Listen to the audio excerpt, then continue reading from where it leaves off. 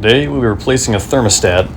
This process will work for many different makes and models. With a new thermostat, coolant, and a gasket, you should be able to follow along pretty well.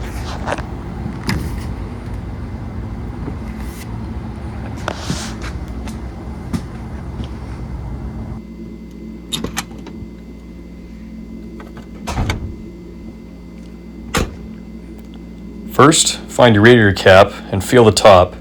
If it's hot, wait a bit to open it.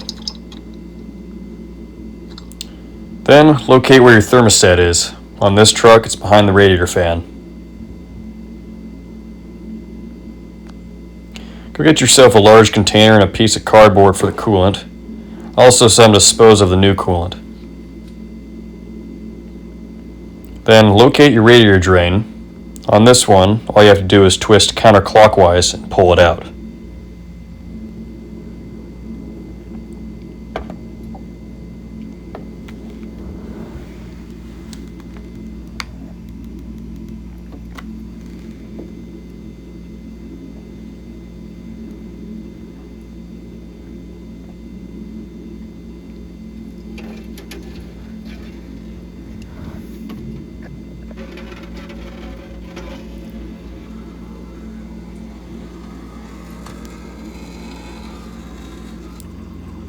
Go ahead and drain the radiator where the coolant is below the thermostat. You don't have to drain all the coolant. Now we're going to remove the intake hoses. You may or may not have to do this in your vehicle. 4 hose clamps and it comes right off.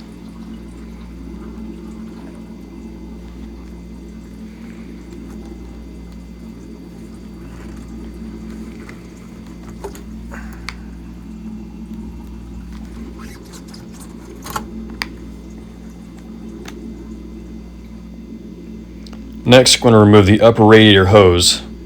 Just have to remove the hose clamps and it comes right off.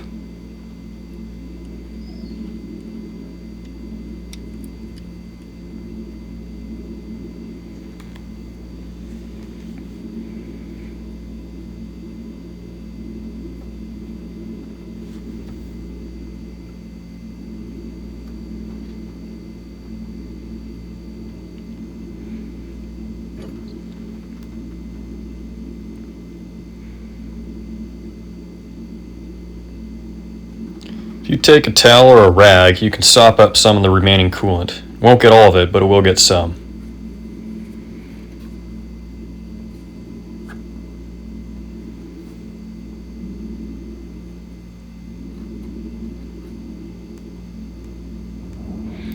Now we're going to remove the hose that goes from the water pump to the thermostat housing.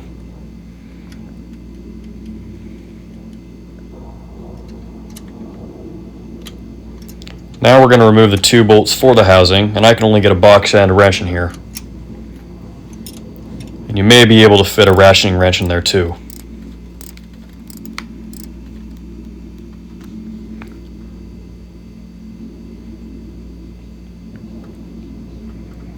Try not to make as much of a mess as I did, but we're removing the housing now. You can take the old thermostat out. Make sure to get off any old gasket as you can. Plastic scraper or 180 grit sandpaper will do pretty good. Make sure your new parts match the old ones. Take the plug out of the housing and apply some Teflon tape to the threads to prevent against leaks. This is an optional step, but I always apply medium strength thread locker on the end of the bolts to make sure it doesn't back out by vibrations.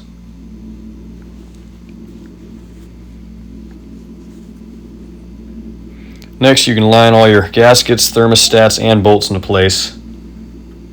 Then you can hand tighten the bolts in place.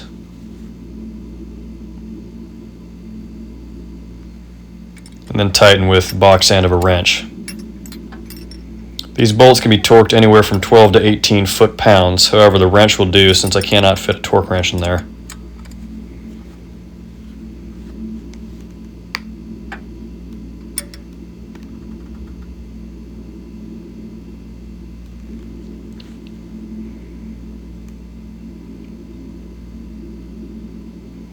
And all I got to do is tighten up the water pump to housing hose clamps. Then you can put your upper radiator hose back on.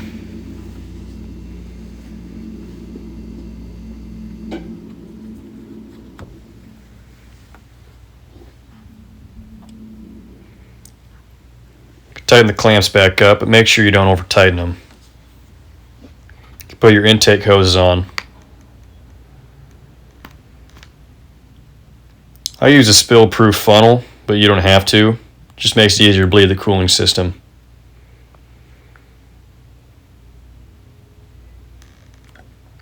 Just got to find the right adapters and put everything together. Pretty straightforward.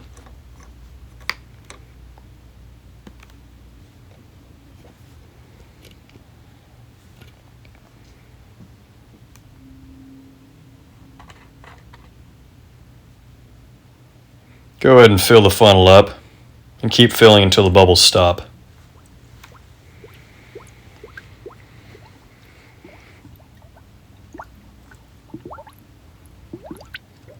Squeeze any radiator hose, the bubbles that are trapped can get out. And after no bubbles come out, you can start the engine up.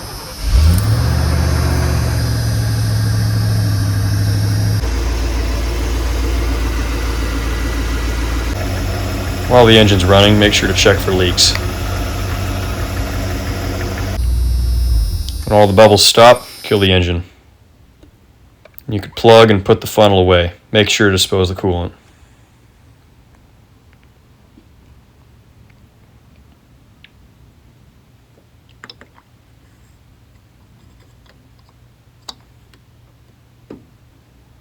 Make sure you clean up any mess you made on the vehicle or around the vehicle. And any old coolant you have, make sure to dispose of it properly. And the overflow tank, go ahead and fill that to the cool fill line. And just like that, you're done. If this video helped, give it a like and feel free to comment if you have any questions. Make sure to look out for the next automotive repair video.